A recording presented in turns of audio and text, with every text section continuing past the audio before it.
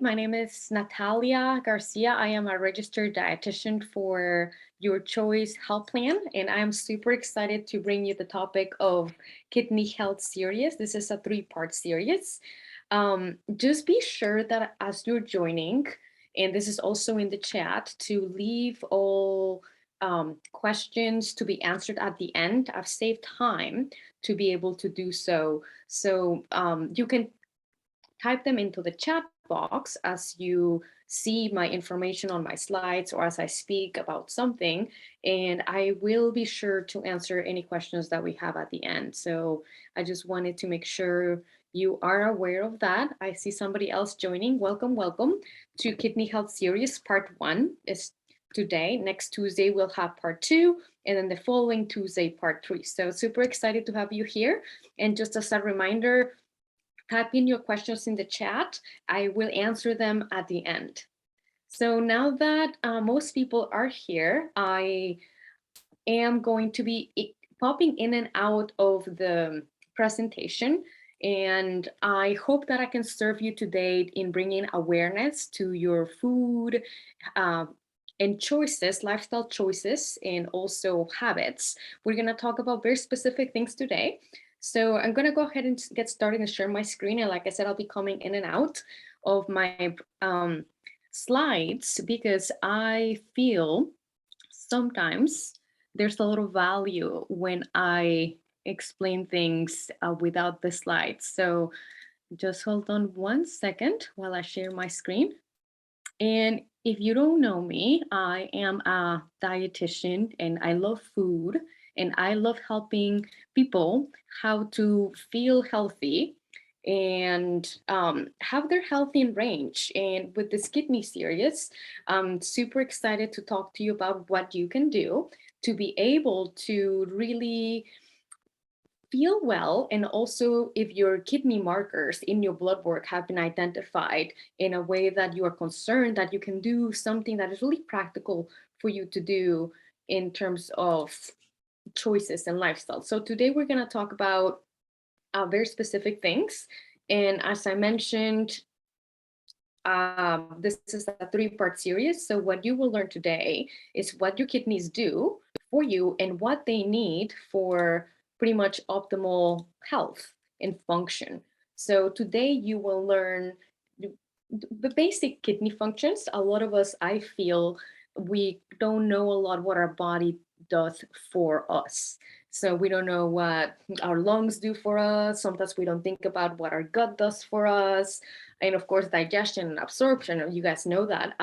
Sometimes the kidneys, I feel we forget about them, and they're beautiful organs, and they are located in the back. I will share you where I'll show you where they're located. We're gonna do some kidney exercises at the end, but your kidneys are back here.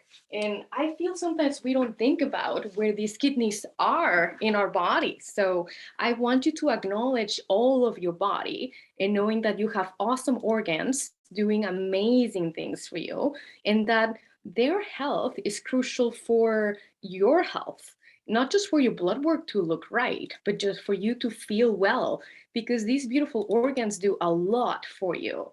So hoping everybody can see my screen as I'm popping in. And if you can't, please let me know in the chat. But pretty much kidneys are very important, and they can be impacted by our choices when it comes to water and other drinks and fluids, alcohol, sodium, and sometimes our kidneys need to get some blood flow. And if we're sitting all day, it can be hard. So I am offering some um, kidney exercises that I've learned from working with a Chinese medicine doctor. So we'll save that at the end. So, what do our kidneys do for us? A lot of amazing things. This is the best picture that I could find that would represent that. Pretty much, they do amazing things. One of them being filtering and cleaning our body from toxins and waste. Believe it or not, we accumulate a lot of bodily waste, from our cells that needs to be excreted. That's why we urinate, and that's why we have bowel movements. And There's also toxins that we get from foods if they're not the best foods in terms of being processed and very highly um, convenient sometimes on the go. And we're going to talk about it in part two, a little more in depth. But today I'm going to give you a brief introduction about where maybe these toxins are coming from. And a lot of it is from processed foods, which we'll talk about, and also just some things that people put into their water. So we'll talk about that. The kidneys also help return and balance very beneficial substances into our bloodstream. So amino acids are very important protein building blocks, and they're very important for cell to cell communication and to do very basic things. They also help to regulate hormones. And believe it or not, your kidneys help regulate glucose and hormones as well. So you may not have been aware of this, and hopefully I'm informing you about all the awesome things that your kidneys do for you.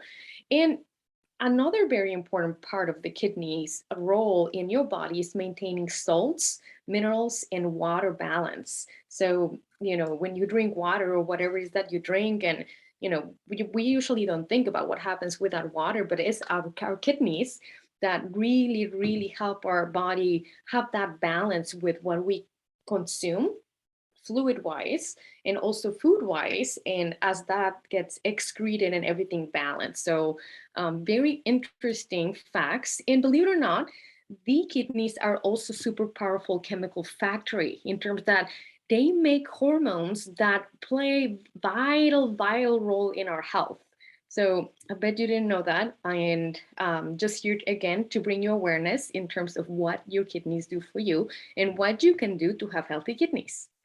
So this is really why we are doing this, and just quality of life. How do you want to live in not just how you wake up tomorrow and over the next few days, but how do you want to spend your life after maybe you've stopped working? I meet with a lot of people who, believe it or not, tell me, yeah, I'll get to be active and make better choices and cook when I'm retired. And sometimes it's a little too late. So I really invite you to take some of the information that I present to you today and really put it into practice as much as you can and really feel better on a day-to-day basis instead of just waiting until maybe it can be a little too late. I've seen that and it's sad. All right, so let's get to know your kidneys. As you can see, your kidneys filter a lot of water and the waste products that already talked about. I already talked about how your kidneys balance your fluids. And there's a lot of people who have chronic kidney disease, 1 in 10. So that's a lot.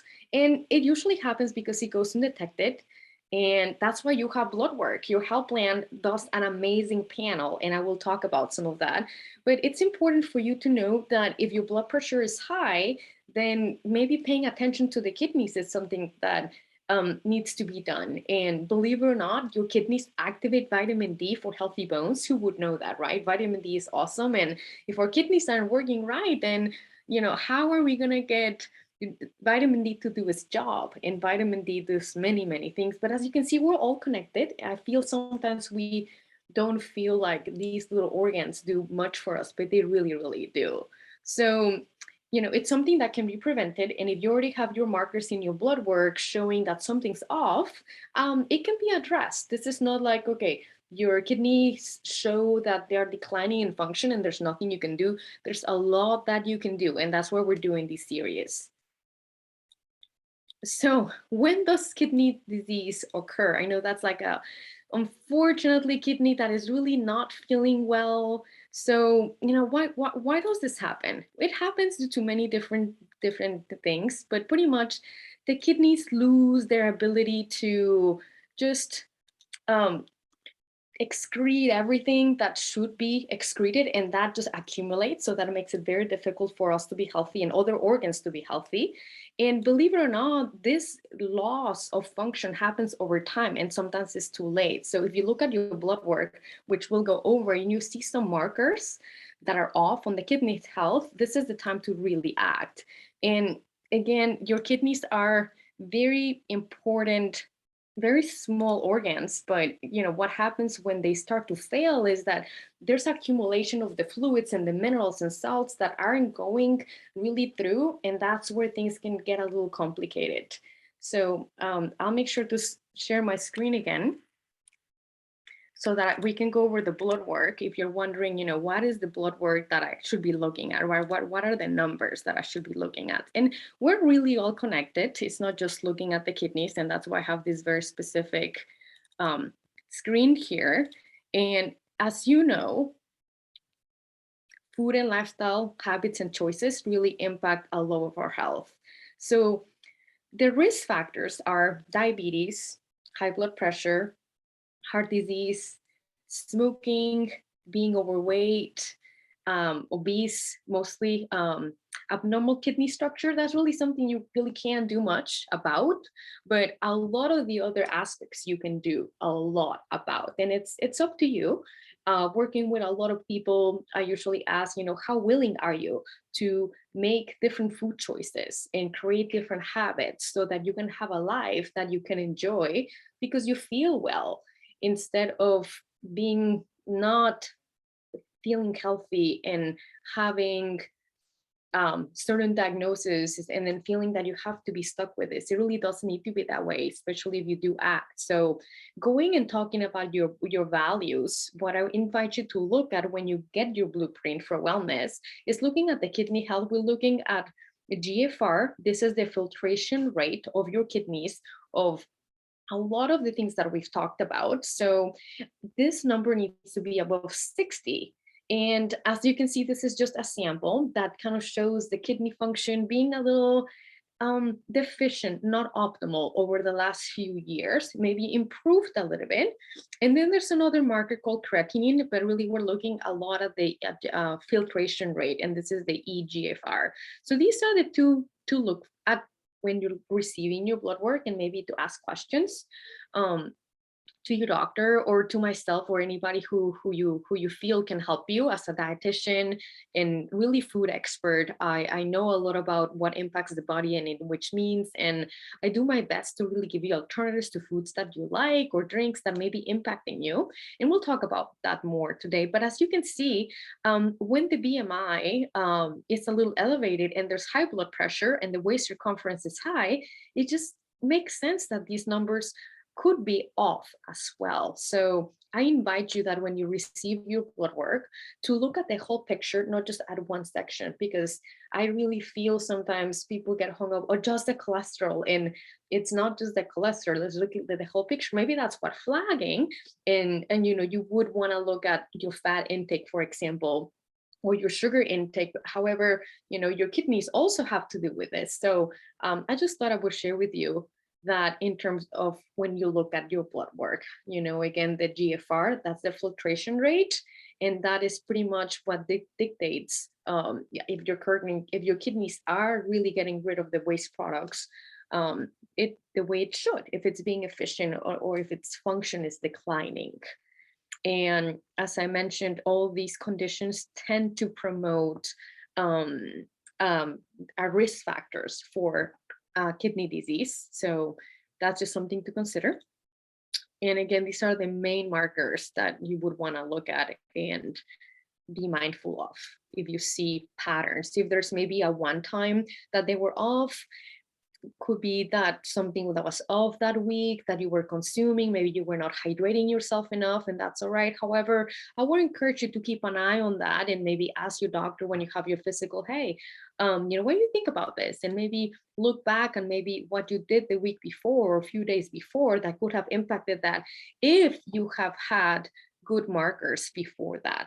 So that's just something to keep in mind. But if there's a pattern where these numbers have been, when the GFR has been low or where the creatinine has been high, then that's really showing, all right, our kidneys are trying to tell you something. So it's important to hear and listen to our body. As I'm pretty sure you guys heard, listen to your gut, right? Yeah, I know sometimes we can't listen to our kidneys because they don't really talk, or we don't have that gut instinct. But if you don't listen to them, maybe you can listen to the numbers. All right, let's talk about kidney health and hydration. I talk about hydration a lot. And as you can see, today I'm at a work site and I brought my water because I don't have much access to water here or water that I feel comfortable. So hydration is important. And that just because I have these two doesn't mean that you have to drink that amount. I know what optimal hydration does to my overall energy levels and well-being, and I like to tell you what works for a lot of people, not just me. But important to know that, we have to really drink enough water over anything else. I know a lot of people say, oh, I just don't like the taste of water. And there's a lot of options that you can do that I'll talk about. But water is not just good for kidney health, it's good for just your overall health. So be sure to make notes on what I'm going to talk about here today. In general rule, how much fluid do we need? If your body is within healthy range, you can divide your body by two, and that is what your body's minimum needs for fluid. Now, if you're above a healthy weight and your BMI is above 25 or getting closer to the 30th, then the calculation would be different. 75 is very it's a very minimum safe dose.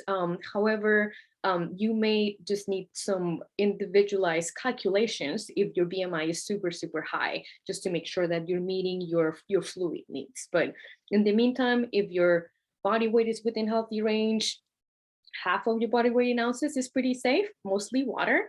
And, in this example of somebody weighing 175 ounces, if you divide that by two, that's 87 ounces of fluid. So what does that translate into? A lot of people drink out of the water bottles, and that's why I put in here. Well, that would equip that kind of be close to around maybe 4 or at least 5 16.9 ounces water bottles.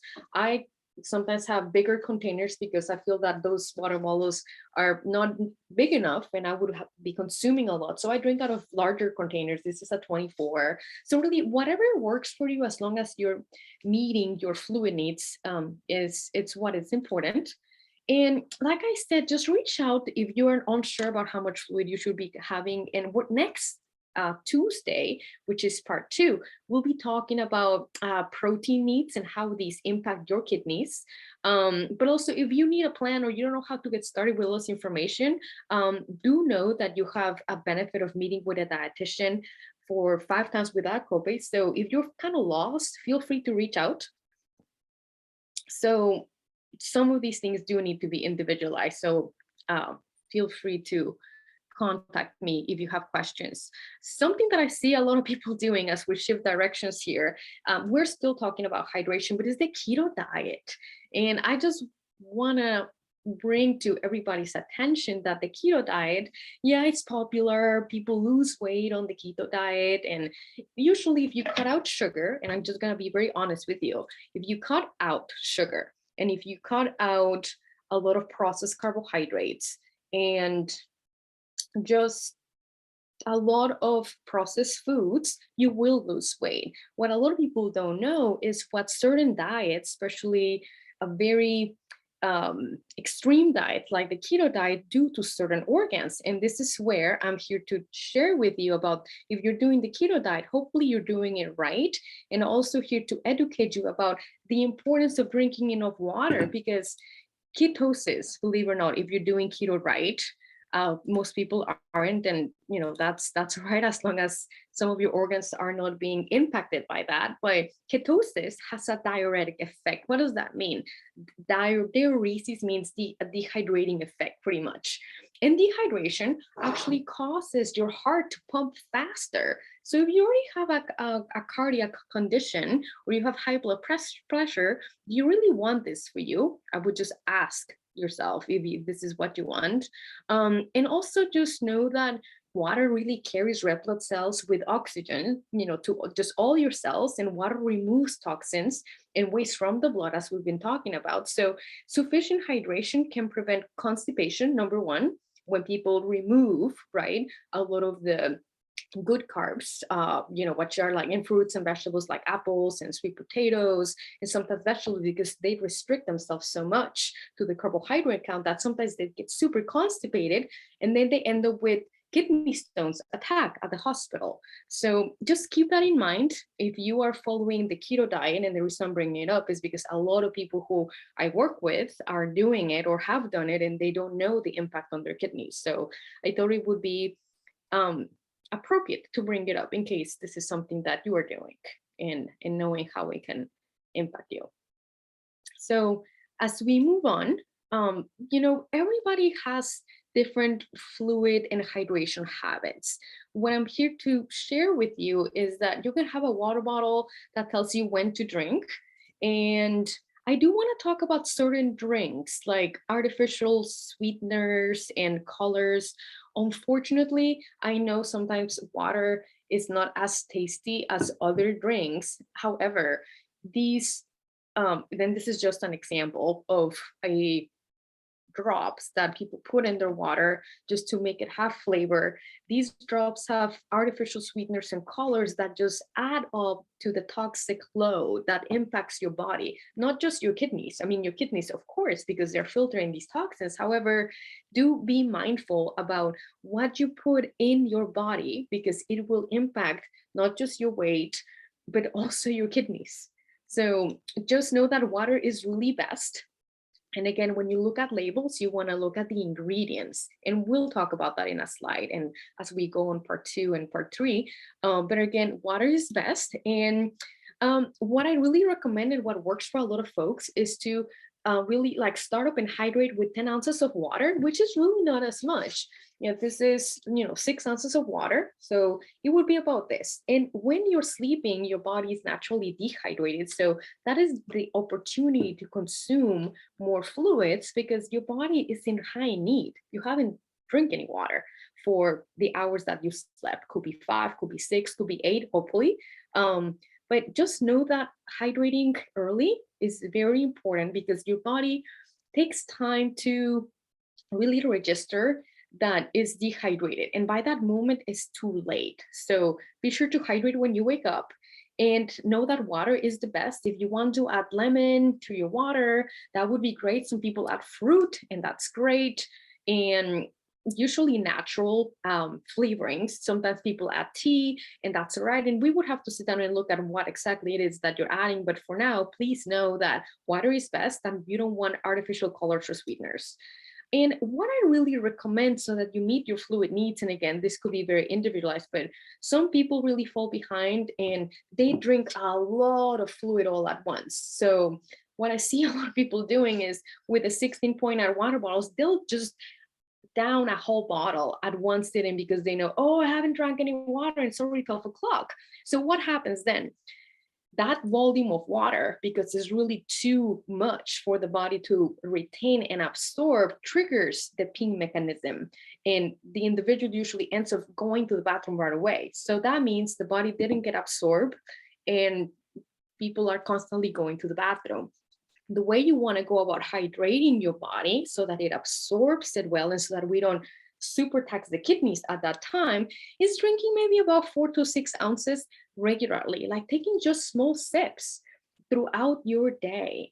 And that may not be a habit that is established now. I'm just bringing it up to your awareness so that you can look at your hydration habits and see, okay, is it that I don't drink any water until I'm at work and it's 9 o'clock and I woke up at 6?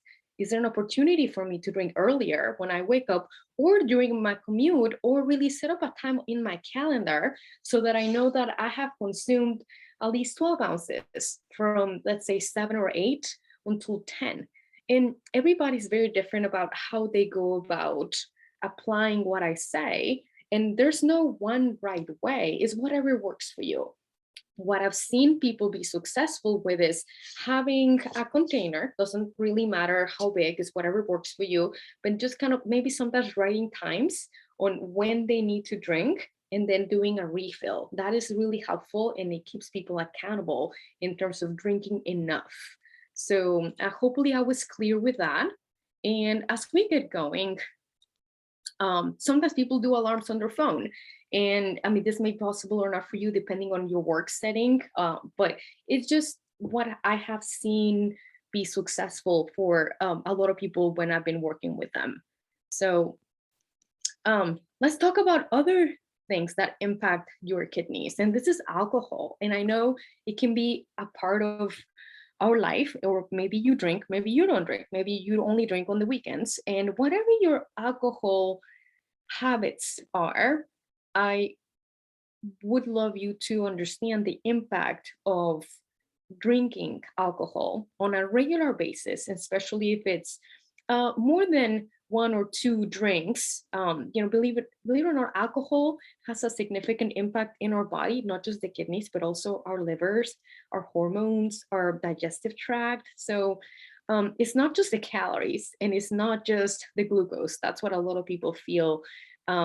It's like, oh, I gotta cut down on my alcohol. And yes, it impacts glucose and weight. However, when it comes to your kidneys, I have some news, and hopefully I won't burst your bubble. That's not my intention. My intention is to bring awareness to whatever your habits may be with alcohol, and then you decide what you want to do. So it's been studied that regular alcohol consumption has been found to actually double the risk of chronic kidney disease. I know it's sometimes most people go home after work and they will tell me, well, Natalia, to relax, I drink beer or a glass of wine when I have my dinner, or maybe I'll have dinner on the weekend or when I go out. And if this is only maybe one or two times a week, in a small amount, it can be managed if you look at your hydration habits and your food choices and everything else we're going to talk about in this series. However, if alcohol is a big part of your life and it's very frequent, like daily, and there's more than one drink involved, then I would invite you to check in with yourself and see if your kidney values are elevated, if this is something that you are wanting to modify or look at. And your answer may be no, you don't want to do anything about it. That could be all right. It's your life. It's how you want to feel. It's how you want to live your life. Or the answer could be, oh my goodness, I didn't know that alcohol, what it doesn't matter what alcohol, all alcohol has the same impact in your kidneys. Some alcohols could be harder, like liqueur or tequila or vodka. A beer has different impacts on the body, but really just become aware of your alcohol intakes and just know that there's a lot of studies that have been shown to really make people aware that it really increases the risk of chronic kidney disease by double. So when alcohol dehydrates the body, the drying effects, the dehydrating effects that I've been telling you about affect the normal function of your cells and organs, and the kidneys being one of them. So alcohol can also disrupt the hormones that affect kidney function. So again, we're really all connected. And that's why I invite you to look at your numbers and take a look at maybe what's in the red. And just know that if you take one step in the right direction, when it comes to kidney health, you will see other values positively affected as well. So just keep that in mind. All right, let's go ahead and talk about sodium for a second, because it is a big part that impacts kidney health. And a lot of people sometimes, when they read their labels, forget about the serving size. So if I'm having chips and, chips, the serving size is half a cup, and I serve myself a bowl that really ends up being 3 cups, you really have to do your math and multiply sodium by 3. This is just an example of chips. It could be crackers. It could be whatever it is that you're eating. Just know that you really have to be mindful of the serving size first before you look at your sodium intakes. Because if you're just looking at this and you're eating 3 times the serving size, this number is not really real. So look at that. And really, when it comes to sodium, it just depends what you eat. I'm here to tell you, as a dietitian that studies food and the compositions of foods and how that impacts your body and your blood, that there's naturally occurring sodium in foods, and that is one that I wouldn't worry a whole lot about. The one kind of sodium that you really want to worry about and be mindful and watch is the sodium that is in processed foods and chips and a lot of the foods that you probably already know. So my recommendations, based on the American Heart Association and other governing bodies, is to really aim for less than 500 milligrams of sodium per meal, so that per day you're at less than 1,500 milligrams of sodium per day. And again, this depends on your kidney values. If your kidney values are looking really off, we may need less sodium. But this is just general rule. If you eat snacks, I would invite you to ask yourself, why do you eat snacks? Is it because you learned to eat snacks when you were growing up? Because what I see a lot is that sodium excess comes from snacks versus foods. Now, there's other individuals that they do, unfortunately, the processed microwave meals, which there's better choices than others. And we're going to cover that a little more in depth in part 2, where we go a little more in depth with the food and the protein. But in the meantime, I invite you to look at your labels and see where you're at. There's a lot of apps out there where you can track your food for free. MyFitnessPal is one of them. And that will track your sodium intake. So that can bring awareness about where you're at with your sodium intake throughout the day. So keep that in mind. And again, if you eat a natural food like beans or spinach or potatoes, some of these foods have minerals, and sodium is it's a mineral, so it's a salt. So if you enter that in a database of foods, it will show sodium, but have your mind at ease that that is not the sodium that you want to be super concerned about. Is the sodium, again, in most processed packaged foods. So keep that in mind. And that's exactly what I just said.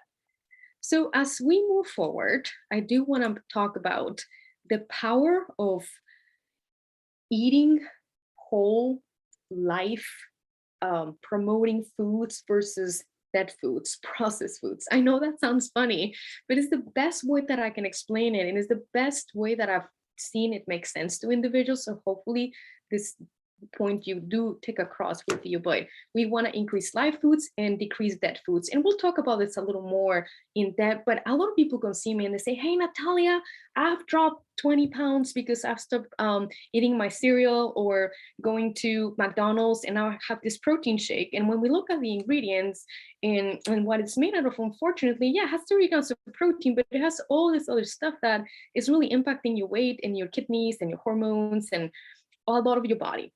Especially, there's a lot of, toxins that are impacting the kidneys. So, we want to eat more live foods that are unprocessed. So I invite you to, when you look at something, don't just look at the grams of protein and calories. That is irrelevant, but it's not the whole picture. You got to look at your ingredients and make sure that those make sense. So really, the power lies in you choosing whole, clean, unprocessed foods versus processed foods. And I say this because a lot of people will see me because they want to lose weight or improve one of their values. Could be kidney, could be cholesterol, could be any value. And we end up, this is a great resource, by the way, and I'll talk about it more, but it will tell you what the food is made out of. And a lot of people find this very eye-opening.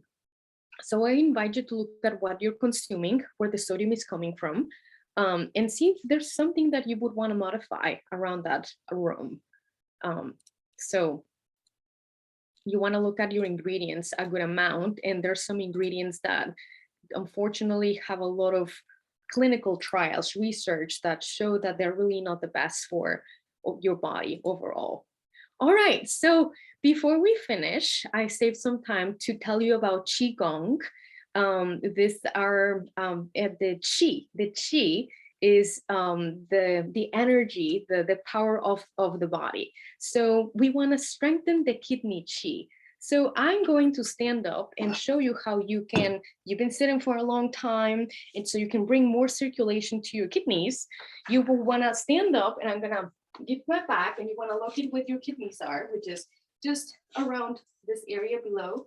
And you want to put your hands this way, and then put them like this around your kidneys, and then just massage your kidneys. And you want to do this 10 times. So if you're there with me, you can try to do this. You can do like 1, 2, 3, 4, 5, 6, 7, 8, 9, 10, 11, 12, 13, 14, 15, 16.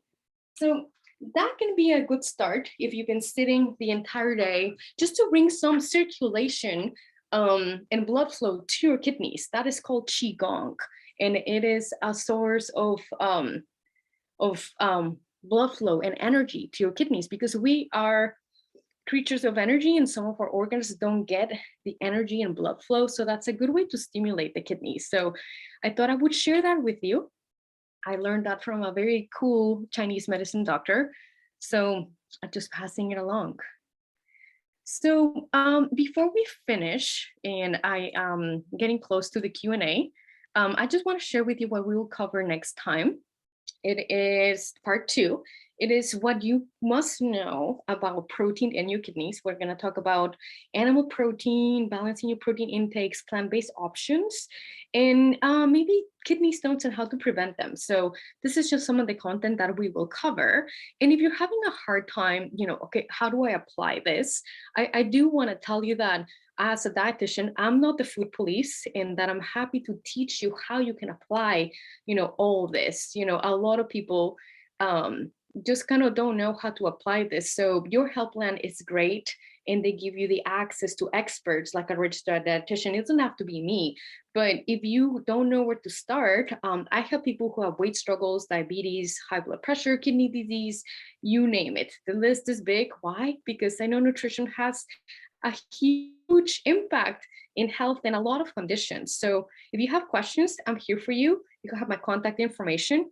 And, just know that, I'm not going to deprive you and take enjoyment out of your life, because I know food, it brings joy to a lot of us. So it doesn't have to be that you can eat any of the foods that you like. It's just meeting you where you're at and seeing what you are willing to do to improve your health. And if you don't want to take action, it's your life, and maybe you are motivated enough by life, by your kids, to wanting to be around your kids enough without being on 10 medications, because all of this can be managed a lot with food. So